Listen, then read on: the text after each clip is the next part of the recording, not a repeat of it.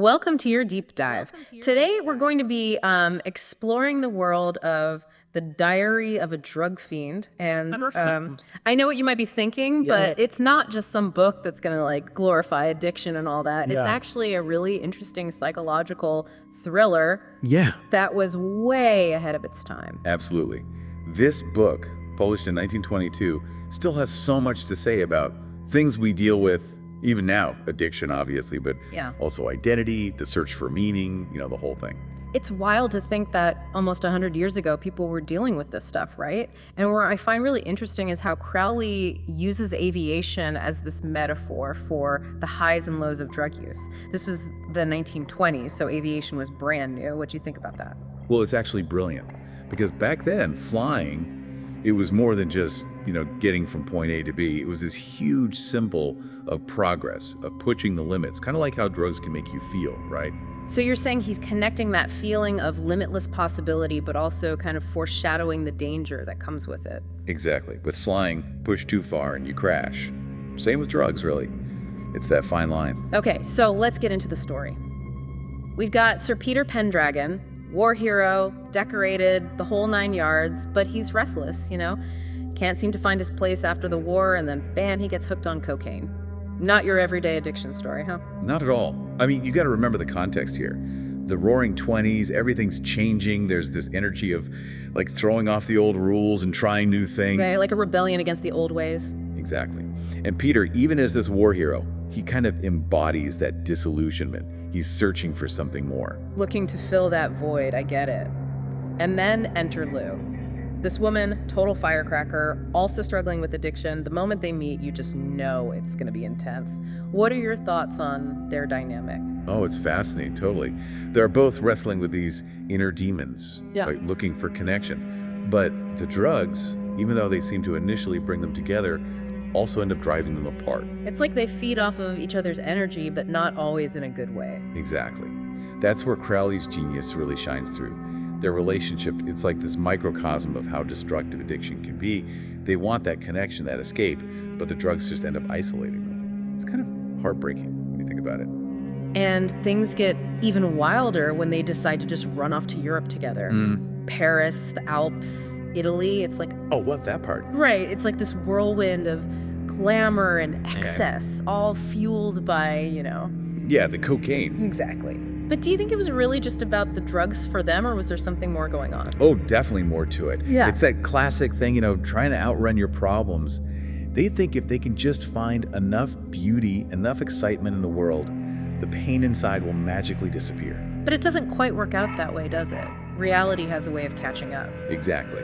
And that's where things start to go downhill. Remember that whole episode in Naples? The fake secret society, and the police get involved, the whole thing. Oh, yeah. That was crazy. It shows how much the addiction is warping their reality. They're making terrible decisions, trusting the wrong people. Totally. Like their judgment is just gone. Yeah, and Crowley's not just making this up. Back in the 1920s, drugs were taboo, just like today, actually. There was a real stigma, and those legal consequences were no joke. It's like they're stuck in this downward spiral, and even the places they visit seem to mirror that, wouldn't you say? The Alps, majestic, exhilarating at first, but then things get dark. Oh, absolutely. Crowley was so good at using symbolism. Even the drugs change, right? They start with cocaine, all that energy, that invincible feeling, but then it shifts. It's heroin. Right. Exactly, a much darker, heavier vibe. It's like they're chasing a feeling, but the chase is what's destroying them. So they end up back in London, right back where they started. They seem desperate for help, but are they really ready to face their demons? That's the million-dollar question. I mean, they say they want to quit, but there's this pullback to the addiction, like it's this twisted kind of comfort zone. And right when you think they're at a crossroads, bam! Enter King Lemus. He's like the symbol of both temptation and a path to recovery, isn't he? Totally. And the fact that he's this wealthy, intellectual guy who uses drugs almost ritualistically, it just makes everything so much more complicated. It's fascinating and disturbing at the same time. He's not your typical street corner dealer, right? Lemus is almost like this philosopher, someone who's explored the depths of addiction and come out on the other side. What do you think Crowley is trying to say by introducing this character? I think it really highlights the complexity of addiction. It can ensnare anyone, no matter their background or intellect. Lemus is almost like the seductive side of addiction. that allure of control and transcendence that can be so misleading. He doesn't just offer them more drugs, though, does he? He takes them to this secluded estate, Telepolis, and introduces them to this whole philosophy of self-discovery and willpower. It's like a bizarre blend of rehab and a mystical retreat. Exactly. It's at Telepolis that Crowley really infuses his own beliefs about magic and self-realization into the story.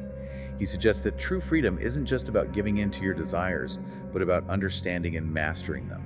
So it's not just about quitting drugs, it's about finding a deeper meaning in life, a higher purpose. You got it. Crowley seems to suggest that the key to overcoming addiction is to connect with something larger than yourself, whether it's spirituality, creativity, or a sense of purpose. And what's interesting is how Lou and Peter respond to this philosophy in completely different ways. Lou seems to find her calling, but Peter remains lost in the struggle. Then the book just ends, leaving us hanging, wondering if either of them will ever truly break free. What a cliffhanger. It's a brilliant move by Crowley. He leaves the ending open to interpretation, forcing us to confront the enduring nature of addiction and the complex path to recovery. It's a powerful reminder that there are no easy answers, no guaranteed outcomes. It really makes you think, doesn't it? The Diary of a Drug Fiend takes you on this wild ride full of highs and lows, mirroring the experiences of its characters. It's definitely a book that stays with you long after you finish it. Absolutely. This book delves into the enduring power of addiction, the challenges of self-discovery, and the universal search for meaning in a world that often feels chaotic and uncaring. What resonated most with you? For me, it's how Crowley uses the innovative technology of his time, aviation, as a powerful metaphor for the complexities of addiction. The exhilarating highs, the devastating lows, the constant struggle for control.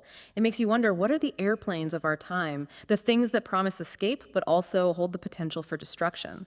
What parallels can you draw to Peter and Lou's struggles in our world today? That's something to ponder, isn't it?